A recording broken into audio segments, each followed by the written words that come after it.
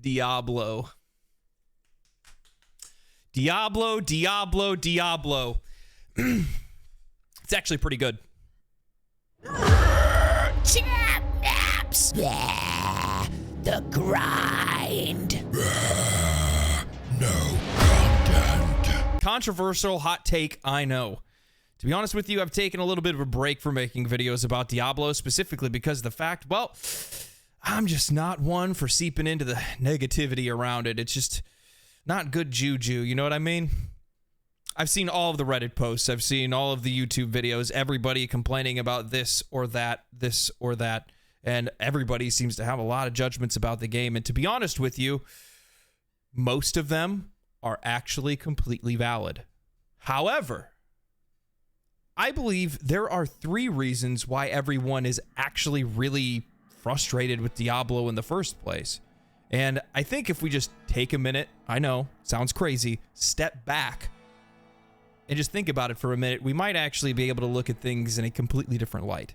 So today, I'm going to give you guys 3 reasons as to why everybody is so frustrated with Diablo 4. Starting off with number 1.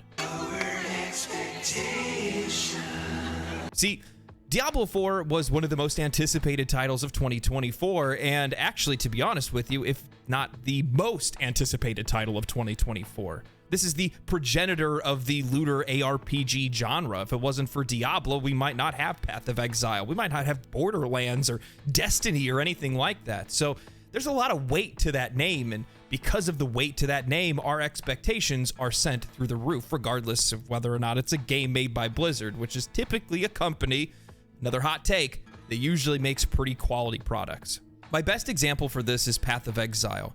Player expectations for Diablo 4 completely have been disregarding the growth of Path of Exile over its 10 years of live service.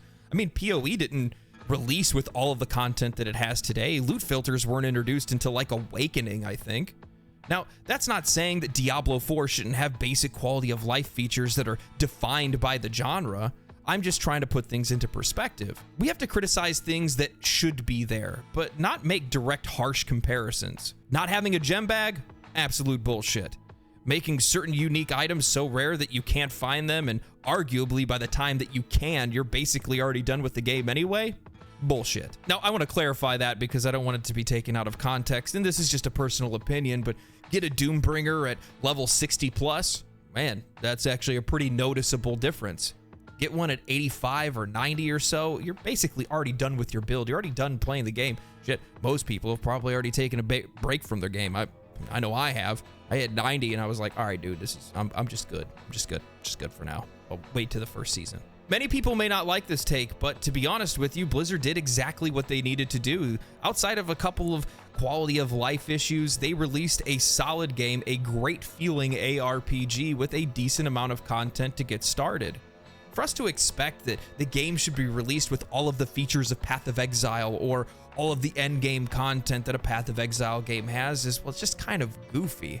It's completely unnecessary. The game was built this way for a much larger audience to reach a much larger audience than Path of Exile ever could. And to be honest with you, which we'll get into later, it did. And this is the least complex, the shortest version of Diablo 4 we're ever going to get. And as things move forward and that casual audience starts to fall off, Blizzard's going to start hearing more valuable feedback a little bit louder. They're going to start seeing less tweets about, I have to reset my progress for seasons. And instead, they're going to start hearing the feedback from people like me or you. Like, where's the boob slider? Speaking of the folks that don't understand what a season is in an ARPG, it brings me on to reason number 2.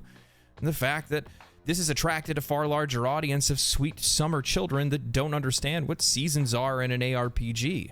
Mainly because ARPG has been so muddled over the last few years. Whether it's Elden Ring or Destiny, even Final Fantasy could all fall under that same tag without meeting any of the expectations set by the genre. Let's face it, Blizzard's marketing team knocked it out of the damn park on this one. Hate on the Billie Eilish and Halsey collab all you want. I mean, you really can't hate on the Megan Fox part, but they reached a far larger audience than Diablo 2, Diablo 3, Path of Exile probably ever has. Combine that marketing with the massive drought of quality titles over the past few years, the growing addiction to live service games, Diablo 4 is popping off. With new players, inexperienced players, they bring expectations from the games that they're coming from. Destiny 2 players are wondering why they have to reset their progress when a new season starts when they're so used to Endgame being a point of progression for every single season. And to be honest with you, this one is 100% on Blizzard, okay? They should be the ones to set the expectations for what seasons are. And for the most part, obviously, they have to some backlash, but they have to understand that seasons mean something completely different in so many different games. If it's an FPS, it's new maps or maybe a new mode. If it's an ARPG like Path of Exile, well, that's new mechanics and new items. Everything is different for every single game, and everybody keeps using the same term of seasons, but they don't necessarily all mean the same thing. Now, there really isn't any solution for this one, to be honest with you, because expanding on the Eternal Realms while simultaneously releasing seasons for the seasonal players doesn't really make a whole lot of sense and doesn't actually sound very realistic. To be honest with you, we realize that seasonal mechanics will probably be implemented into the Eternal Realm over time, but by then, the 1 or 2 player characters, those guys are already gone. They've already shipped out. They've gone back to other games where they can play characters at max level to progress. Now, something that they could do potentially in the future or something like that, maybe to entice some of those players back, is do a season in the Eternal Realm. I mean, why not try something new? Try something that other ARPGs haven't in the past. I mean, that's kind of the whole point of being able to do seasonal content, is to try new things, and to be honest, I really wouldn't be against that. Finally, my last reason why many people are dissatisfied with Diablo 4 is it's that long gap between 60 and 100, or maybe 70 and 100.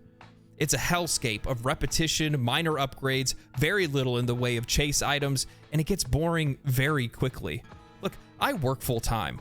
I got a character to about 90 now, one character. That's the only one that I have, and to be honest with you, I probably won't get it to level 100 before the first season starts. To do what? Kill Lilith, chase uniques that'll probably never drop for me, even though my build's already finished to begin with. I won't even notice any change in my gameplay other than monsters dying a little bit faster. There's really no point. That endgame gap just really isn't all that engaging right now, and it's mostly because there's just not a whole lot of content to do, and any upgrades that you get really don't feel all that meaningful because they're just minor stat upgrades. Mind you, I'm sure that's really contrasting when you go and you fight something like Lilith at the very end of the game, but for the most part, the rest of the game just kind of starts to feel the same, incrementally going higher and higher in your nightmare dungeons. It just really isn't the way. In my opinion, there are 2 issues here. Issue number 1, level cap on release was set too high. It should have been 75 or 85 or something like that. I feel like if that was the case, chances are a lot of these complaints would disappear. 2, those 30 extra levels are supposed to be filled with seasonal content. Something to mix up the gameplay a little bit and give us other things to do. Now, you might say this is just a cope, but this is just a growing pain of Diablo 4 in its vanilla state. Think of it as a canvas that all the lines are drawn, but the paint just isn't filled in yet. Now, I'm not saying that this isn't poor game design. They knew what they were releasing, and they've probably played it enough to, hopefully, I would imagine, feel some of these growing pains as well, but I've just kind of accepted it. It just is what it is. The game's already great just as a foundation. We already see the picture is there. We just have to wait for the painter to put on the final brushes. That's all it is. Now, you can be one of the people that's patient for that, or you can be one of the people that's not. I think that's completely fine, and I think it's completely valid for people to take either side of that argument. But me, personally, I'm just gonna chill out, wait, see what they got for Season 1. If it's any good, I'll continue to play it. If not, Baldur's Gate 3's on the way. Starfield's after that. But I got plenty of games to play right now. Final Fantasy 16, those boss fights. Oh my god, it's so good. So yeah, just play something else. All in all, they have laid a solid foundation. Whether it's the art style, the sound design, the character design, the voice acting, the massive open world, the feel of the game, Blizzard has made a solid game, and they just need to fill it in with all the live service stuff that comes with a live service game.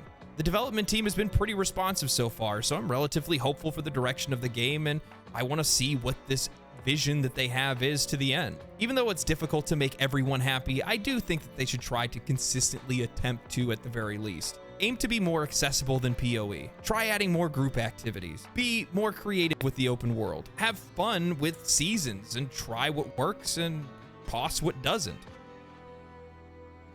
All right, so that's all I got, guys. That's it. So I hope you guys enjoyed the video. If you did, please subscribe to the channel. We have a Discord link. It'll be down below. Please come join the community. If not, that's cool too. Yeah, stay cool, stay righteous, stay safe. Hope you guys have a great day. Peace.